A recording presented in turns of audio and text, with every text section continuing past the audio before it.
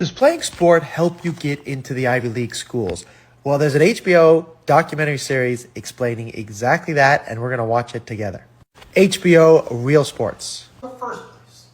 At a time when getting admission to a top-tier school is more difficult, competitive, and controversial than it has ever been, athletes who have often been derided as dumb jocks are getting to the front of the admissions line, enjoying preferential treatment. That's long been common at state schools, but it's now true at elite private schools as well. In Scotland. Admissions advantage for recruited athletes was off the charts. It was hundreds fold. No other group gets that kind of advantage. No, not even near that. You know, there's all this objection to people from minority groups, underrepresented groups, disadvantaged groups, supposedly getting an edge. There's no edge like this edge. Okay, listen to this part. I'm going to make this all entertaining so you don't have to listen to these people that sound boring. But listen to this next statistics because it's crazy.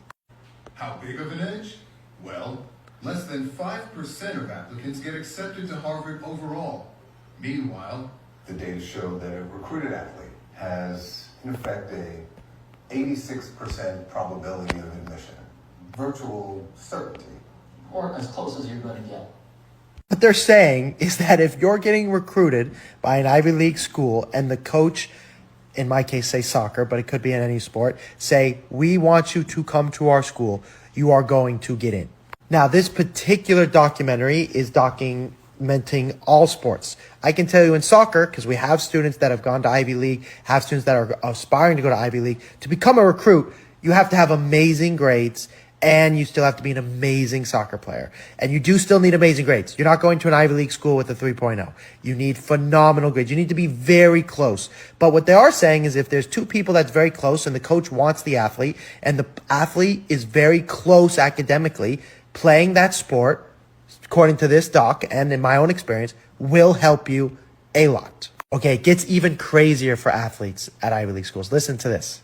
in fact, according to the data, were it not for their sport, the average Harvard athlete would have a chance of admission of 0.1%.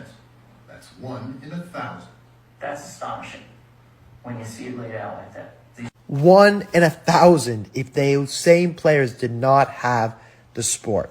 And I can tell you, a lot of time when we're working with students at high academic schools, those schools will ask for a pre-read. That pre-read is really important because when that pre-read, like a Harvard or a Cornell, say, can we please have your transcripts and your pre-read, they're going to look at everything that you have there. Then they're going to weigh it against other players and go, can I use a strike one on you? Because they only get so many. Northeastern, who's not an Ivy League school, has the same concept. They can only take a strike one on so many players.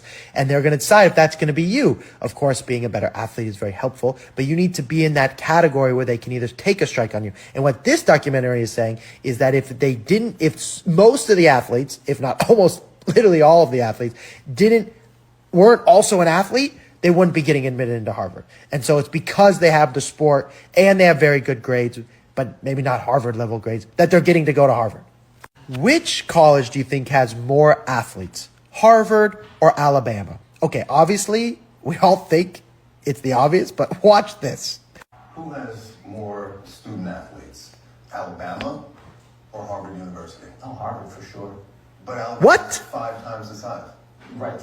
Well, which school operates more sports, Harvard or Alabama? Harvard.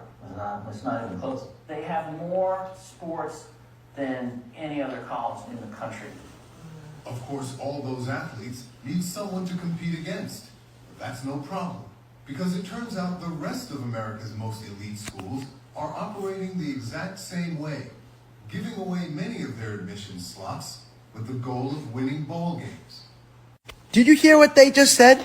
There are more sports and more athletes at Harvard than at Alabama. Okay, that is outrageous. That literally means that if you want to go to Harvard and you're not playing soccer, just kidding, any sport, like that's dumb. Like you should play a sport. Otherwise, your chances are even worse than they already are. And they're already less than 5%. If you're an athlete, they are so helpful to you.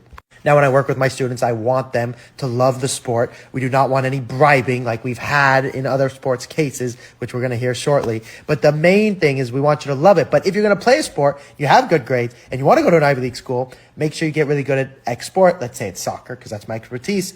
Then it could help you get into a really good school. And with our students, we have found that to be the case for sure as they go through the admissions process. We had a student recently be literally told, if you apply to a school, I'm going to get you through the through the admissions process. Our students get told that like pretty regularly when it's top academic schools. Okay, listen to this one more statistic, and then I'll just do all the talking because I know you like me more than them. But listen to this. Dartmouth, look how many athletes they have.